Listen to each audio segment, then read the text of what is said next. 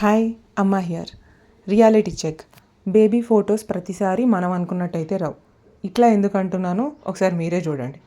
బయట అన్నీ ప్లాస్టిక్వి ఏవేవో మెటీరియల్స్లో త్రిశూలాలు ఉంటే అన్నీ ఆర్టిఫిషియల్గా ఉన్నాయి కదా అని ఇంట్లో కార్డ్బోర్డ్తో చేసిన అనమాట. నా లోపల ఇంత కళాపోషణ ఉన్న విషయం నిన్ననే తెలిసింది నాకు. నిజం చెప్తున్నా, స్కూల్లో కూడా ఇంత కష్టపడలే నేను ప్రాజెక్ట్ వర్క్ల కోసం.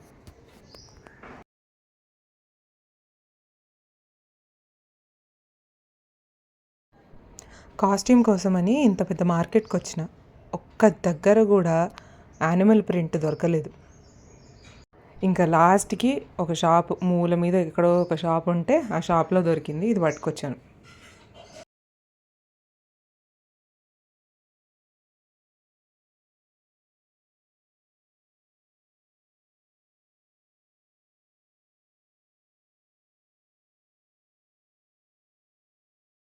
చైనా బజార్లో దొరికింది క్యూట్ డమరుకం, 70 రూపీస్.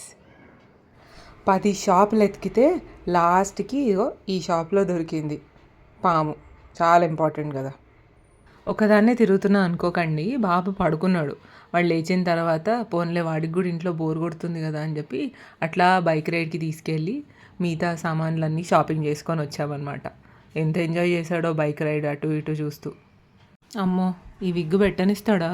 నాకు డౌటే. ఇన్స్టాగ్రామ్లో ట్రెండ్ ఉంది కదా, శివుడు పార్వతి చేతుల్లాగా పెయింట్ వేసుకొని పిల్లల్ని బ్లెస్ చేస్తున్నట్టు. అది ట్రై చేద్దామని మా తిప్పలు అంతే.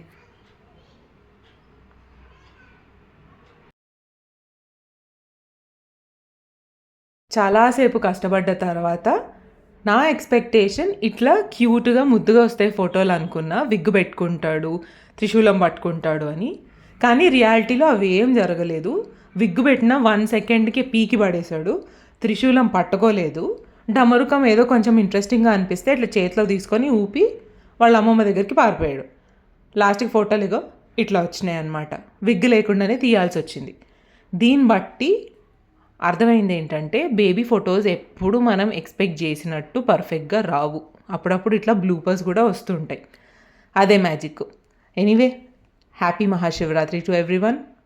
అండ్ మీకు ఇట్లాంటి ఎక్స్పీరియన్స్ అయ్యి ఉంటే గుర్తుపెట్టుకోండి, యు ఆర్ నాట్ అలోన్.